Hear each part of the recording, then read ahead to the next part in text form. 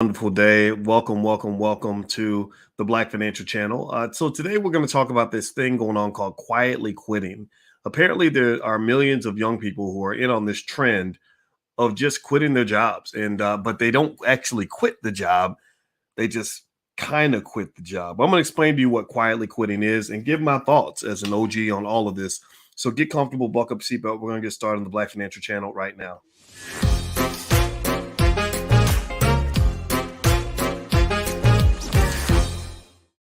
Hello, everybody. Welcome to the Black Financial Channel. That's theblackfinancialchannel.com. My name is Dr. Boyce Watkins. I'm your friendly neighborhood finance professor. On the Black Financial Channel, we talk about Black wealth and Black economics every single day, sometimes as much as 10 times a day. Under one condition, the condition is that we are Black first. Black first means we put our community at the top of our priority list. Black first means we prepare our kids for the future. Black first means that we believe in teaching wealth to each other so that we can have a wealthy community, because Black wealth is Black power. If you agree with that philosophy, put a B1 in the chat, B1 hashtag B and the number one. That's a whole movement and it's happening and it's kicking butt. So I want to say hello to everybody. Hey, Duran and Masterful Chords and I Am Legend and Terry Cobb out of Atlanta. Good to see you. Shout out the city you come from. Shout out the city. All right, so it looks like Masterful Chords already has a comment on this topic for today. And I'm going to break this down for you and kind of give you my thoughts on this. So give me so first of all, everybody, as you shout out the cities that you're from and you hit the thumbs up button, I want to ask you all this. How many of you have heard of this term? Give me a yes or no. Everybody answer. Have you heard of this term called quiet quitting? Quiet quitting. Apparently, this is a big deal. It's trending on TikTok. It's getting millions of views. Everybody's talking about it. Apparently quiet quitting. Hey, Ivy and Jack out of Pittsburgh. I see you, and Lachelle out of Wichita, Kansas. Quiet quitting is basically where apparently it's a trend amongst younger people, Generation Z. Generation Z is technically born in 1989 or later, that the Wall Street Journal has identified as this sort of phenomenon where they're quitting their job, but they're not really quitting. Like they're kind of like getting out of the rat race. They're kind of walking away from the corporate hustle, and they're doing the bare minimum to keep their job. So they're not getting fired. They're not walking away because they need the paycheck. They want the money, but they don't necessarily want the stress. And so I thought this was really interesting. I thought it was worth talking about. And it looks like it's getting millions of views on TikTok. They're sort of deciding, look, we're not going to take our job too seriously. It doesn't mean they're not taking the job seriously. It just means they're not going to take it too seriously. And it's interesting, right? And so to some extent, I'm going to just say this. I'm going to cheer for young people and say that I agree with this phenomenon of quiet quitting to some extent. I think that if you're walking away from the rat race and the corporate hustle, you're no different from what I was when I was 22. I will tell you all a quick little story. I was hot shitting in undergrad and in grad school and all that. I was the number one finance student at the University of Kentucky. I got the Wall Street Journal Outstanding Graduating Senior Award. So not only was I the top finance student, but I was also the top Black student by a long shot. It wasn't even close, and GPA wise. But then again, it was the University of Kentucky, right? So maybe if I'd gone to Harvard or Yale, I would have had more competition. But the kids at Kentucky couldn't keep up with me, to be honest with you. So I'm graduating, and because I had a high GPA, I got every job opportunity that I wanted. I got every scholarship I applied for. Everything I wanted to do, I could have done. And so I got this dream job. Remember, I told you all, give me a yes or no if you heard me talk about the term dream job and how that's a complete oxymoron, because you shouldn't be dreaming of labor. You shouldn't be dreaming of servitude. You shouldn't be dreaming of working, for some white guy, especially if you're Black. Don't get me wrong. Even if you're white, it sucks. But if you're Black, it double sucks, because not only are you a slave, but you're a Black slave, which makes it 10 times worse. But I got my dream job with, excuse me, GE Aircraft Engines in Lynn, Massachusetts. And let me tell you about this job. They paid me a ton of money. They put me in a big, beautiful, expensive apartment in the middle of downtown Boston. It's extremely expensive. Go check out Boston Real Estate now and see how much it costs to rent a really nice apartment right next to Mass General Hospital, where the Harvard-educated doctors and lawyers are living, right? So this was big stuff. I'd really hit the dream. And that was when I learned that the American dream, I don't know if it was because I was Black. I don't know if it's because I just happened to have the wrong boss. I don't know if it's because I was at the wrong company. I had no idea. But all I know was I remember thinking, if this is the best that there is, then I don't want none of this crap. This is not fun. This is not, the job sucked. My boss didn't like me. I didn't like her. It was just terrible.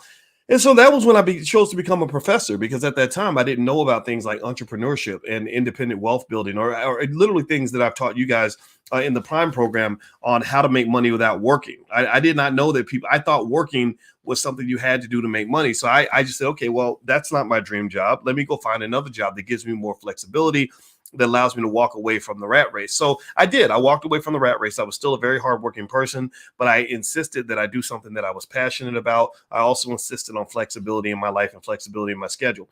This was long before things like quiet quitting. This was long before the pandemic, where in the pandemic, you started seeing people do the things that I've been encouraging you guys to do for literally the last 15 years, which is sitting back and just reflecting on your life, sitting back and reflecting on how the corporate hustle has cheated you out of some of the most valuable assets that you were born with. God made you a millionaire when you were born. He made you a millionaire when you were born. You want me to prove it? Let me prove it. Your children, how much would you sell your time with your children for? There's no amount of money that you would sell time with your children, time with your parents. What would you sell your health for? You wouldn't sell it for anything. Answer me in the chat. You wouldn't sell it for anything. So you were made a millionaire. You were given several things in your life that are so priceless that money cannot buy those things, right? But what happens is that because we were born after the Industrial Revolution, where there were deliberate campaigns by the government to convince people that going to work is the most important thing you can do, that serving the capitalist corporation was the most noble objective you could have. It was all part of a mind, like they were screwing your brain. I'm trying not to cuss anymore. I used to cuss. I'm trying not to cuss, I promise. But they literally were screwing with you to the point where they convinced mothers that you should spend more time at the factory than you spend with your own children. They were convincing fathers that you should want to sit up under your boss more than you sit with the people that you actually love. And so what happened is you started losing the things that money can't buy in exchange for a little bit of change. And it wasn't even a lot of money. It was enough money for you to pay your bills and to pay your rent to your landlord, but it wasn't enough money for you to actually become rich and independently wealthy. So I'm just going to say right up, point blank period, as I describe this to you, this quiet quitting phenomenon, that I support it. I think it's the right way to go. I think that anybody who goes into work needs to understand how to keep it in its place, how to understand, that it ain't that serious. And if all you do is define the quality of your life by how well you're doing on your job, I think that what's going to happen is that you're going to accomplish all of your goals. You're going to go out and conquer the world and become the highest level manager you could possibly be. And then you're going to hit about 42 years old and you're going to look around and you're going to be lonely as shit. You're going to look around and say, where's my husband? Where's my wife? Where's my kids? Where's my happiness? And, I got a big bank account full of money, but I ain't got nothing else. Some of the poorest people in this world are people that have plenty of money. And and I know that very, very clearly. I've seen it happen a lot. So anyway, do me a favor, hit the thumbs up button, thumbs up, share, subscribe. Just as a quick public service announcement, I want to warn everybody: when you go online, there are fake scammer accounts all over the place where there are people, literally, I think there's a whole factory of these people that are pretending to be me. I don't know if they just do it to me or they do it to a lot of other people. I have no idea, but I want to warn my tribe, my crew, everybody who watches me, be careful if you get a message from someone that appears to be me, who's saying inbox me or whatever, that just report that account and don't talk to that person, because it's not me. I will not message you in your inbox and say inbox me so I can tell you about my crypto scam or whatever it is. So don't do that. I don't want you to lose your money. All right. So here's the thing about this quiet quitting phenomenon. It's all over TikTok. Millions of people. It's mostly a Generation Z thing, and that's kind of up to that's kind of what young people do. Young people kind of change the narrative. Young people kind of step out and sort of do things different from their parents, and that's the way it's supposed to be. It's very logical. Now, it does not mean that young people know more than their parents. Right? It doesn't mean that parents can't learn from young people. One of the things I don't like is I don't like older people who think that they know more than young people, that they can't learn anything from the youth. But I don't like the youth who don't think they can learn anything from the OGs. I think that what you'll find throughout history is that most of the time when there's something that's new, it's really not new. It's just recycled. It just can't. It's something that your parents or your grandparents did. They just did it different. And like you think hip hop is brand new and all that. Well, no, your grandparents did. Maybe they call it the boogie woogie or the bebop or something. But when you trace the roots of hip hop, it goes back to things your parents were doing 80, 90 years ago, grandparents, great grandparents, right? So here's what I think. Number one, I think that it's entirely logical. I don't think it makes sense to exchange your physical health in exchange for a job. I don't think it makes sense to give up your mental health for a job. I don't think it makes sense to give up your relationships for a job, because those are the things that matter. Your employer will work you into the ground. They will work you until you're dead and you will die at your desk, and then they're going to replace you within a week. So they don't love you. They don't care about you. Now, they did a Gallup poll and they found that employee engagement is typically dropping, mostly amongst Generation Z. That's 1989 or later, born 1989 or later.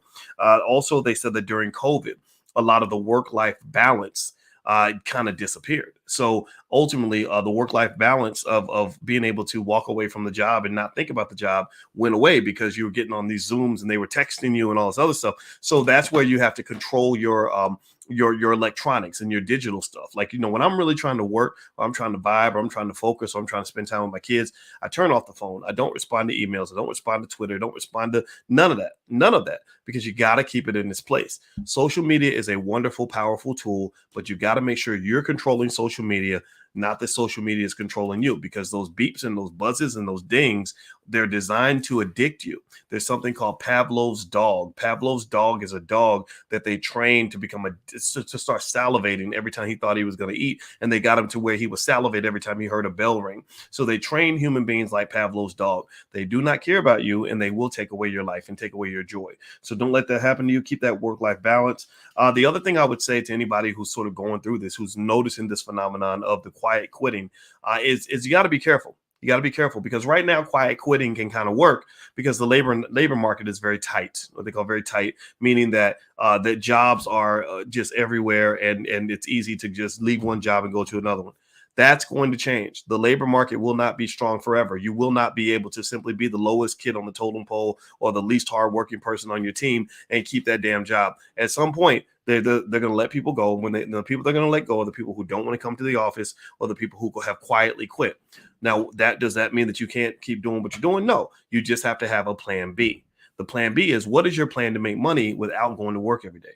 What is your plan? Where are your multiple streams of income? Do you know how to start a business? Do you have some sort of group of people that you can work with to find a way to generate income in case you lose that job? If you don't have that, then I think you're at risk. You're at jeopardy.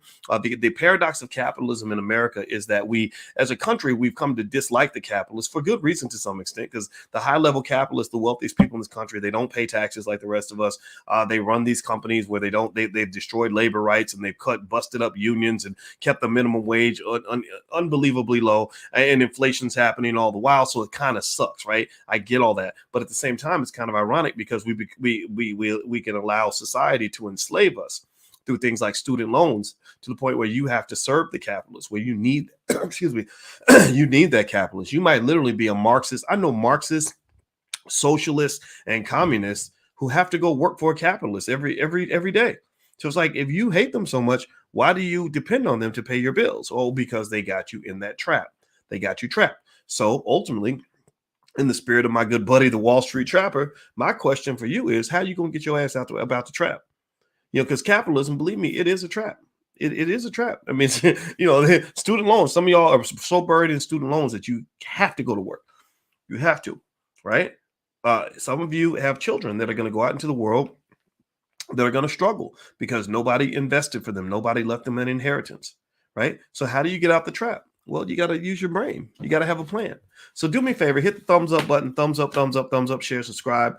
And and by the way, if you want to dig deeper into any of these concepts, we have our options income training program that we do in the Black Business School at drboyceprime.com. And the whole theme of that is how to make money without working. Selling stock options is a great way to do that. I'd love to show you how. Feel free to go to drboyceprime.com. Also, somebody asked me when you talk about the fake accounts, how do we know it's real? Well, if you know, here's the thing, Alicia, I love that name. That you know why I love that name, right? Because that's my wife's name. Let me stop for a minute. Okay, all right. So, but yeah, Alicia, what I would say to you is that the way you know it's not me is that it's just not going to be me. I don't message. I got 1 million subscribers. I can't possibly send all of you direct inbox messages and say inbox me. And if you do think it's me, then maybe request like a Zoom meeting where you can see me face to face. Or if you're on Instagram, look for the blue check mark. Anything that doesn't have the blue check mark, it is not me on Instagram. Okay, so those are little things you can do that might help you. All right, so So let's dig a little bit deeper in this. Let's finish this conversation up. So the one thing that was really funny. So with this whole concept of quiet quitting, that's kind of become a thing on TikTok and Instagram and everything else. They've done these videos and they've gotten millions of views, and all these young people are talking about how they're quietly quitting their jobs.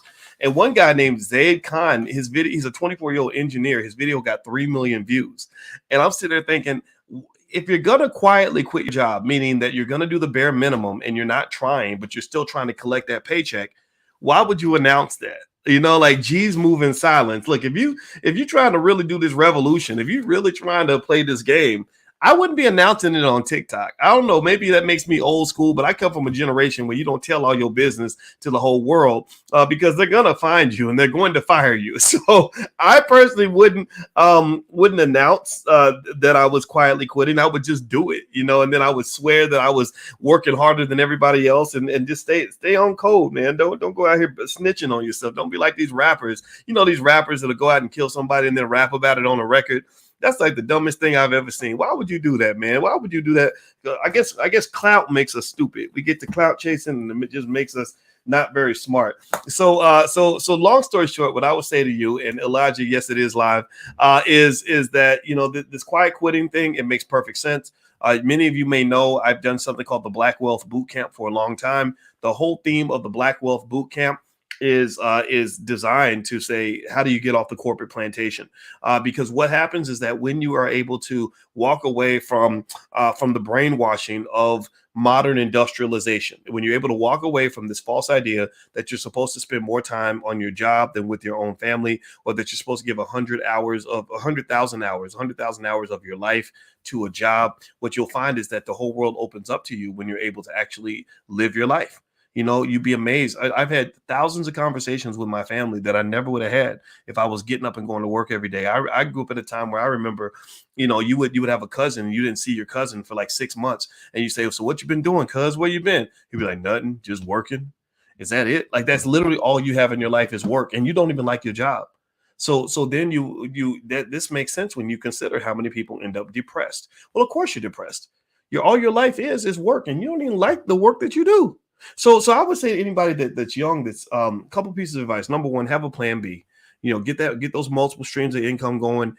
Study entrepreneurship as much as you study any topic that you study in college. My son's going to college. He's going to study computer science and engineering and all that. I said, look, whatever you study, I don't care. Just make sure you know how to start a business, because as a Black man, you need to have an option. You need to have a plan B. Secondly, do work that you love. Do work that matters to you. Let me tell you a little secret. It's really, really hard. I'm going to just say this. I'm lazy as hell when I'm doing something I don't want to do. Anybody else, any other lazy people, anybody else really, let's confess for real quick. Anybody else in here get a little bit lazy when it's something you just really don't want to do, like get up and wash the dishes, or get up and go jogging, or get up and go to church, right? Anybody get late? I get real lazy when I'm being asked to do something that I hate, you know, right? But when I do something I love, oh, the laziness is out the window. You would think I'm the hardest working person in the world. You think people think I'm a workaholic. They're like, damn, doc, you don't stop working. You always working. I'm like, yeah, because I like what I'm doing. You know, this is fun. You know, this is like having sex. Well, not that great, but but it's pretty close, right? So really, that's the secret. Find your joy, find your bliss, and then build your career on top of that. Like, don't find the career and then try to find bliss within the career. You know, don't try to say, oh, I'm going to find a dream job. No, I'm going to find a dream. And then I'm going to connect an income stream to the dream so that the dream will fuel my income stream. And if you understand business models and investing in entrepreneurship, then you can piece all that together in a way that really works for you. And you got to make your own decision. You got to move in your own direction, because unfortunately, the world is full of sheep. There are lots of sheep who just go along with whatever they're told, and they just follow along the path. And then I want you to go talk to one of the sheep one day and ask the sheep how happy they are. I want you to look at their life, look at everything, look at their health, look at their wealth, look at their relationships. Are you happy with how much money you have? Are you happy with your relationship? Are you happy with your mental and physical health? And I guarantee you, a lot of these sheep are not happy. I'm not making fun of them, but unfortunately, in the real world, there are a lot of people who just kind of do things just because everybody else is doing them, and that's what they depend on. They depend on you lacking the critical thinking skill necessary for you to choose the path in your life that's going to work best for you. So that would be my advice I give to young people. I don't care if you quietly quitting. I don't care about those corporations. But I do care about you, and I want to make sure that whatever choice you make, that you put yourself in a good situation. Because believe me, that capitalist, I know I'm a boss. I run a company, and if I get a sense that you're just doing the bare minimum, you're not going to work for me. So the best thing you can do is make sure you have a plan B, so you don't end up being caught in a situation that you don't want to be in. So let me remind you guys before I head out. Number one, you can find this podcast on Spotify. So if you go to Spotify right now, look up the Dr. Boyce Breakdown. I'd love for you guys to follow on Spotify so you can listen whenever you'd like to listen. Secondly, tomorrow night, Tuesday night, we're hosting an event in the Black Business School that is free of charge for all students in the Black Business School. You can get started in the Black Business School for free. We have millionaires, billionaires, entrepreneurs, all kinds of people that come in and teach all kinds of topics, everything from real estate to how to start a business, everything you need as a Black person, especially to be successful economically. We got you on that. My PhD's in finance, but there's lots of other experts I work with. Just if you want to get on the list and get the invitation to the event tomorrow night, it's called How to Be a Millionaire with 5 minutes or less per month. How to be a millionaire with 5 minutes or less per month. That means investing 5 minutes of your time per month to become a millionaire. I can show you how to do that. So just text the word Boyce to 31996. That number's on the screen. Text Boyce to 31996. I will send you the invitation tomorrow, and you guys can join us for the event. It's going to be Tuesday night at 8 p.m. I'm going to do it one time, and everybody who gets on the text list can be invited. All right. So please have a wonderful day. God bless you. Please hit the thumbs up button on your way out. I love you. I'll see you soon, and happy investing. Talk to you later. Peace.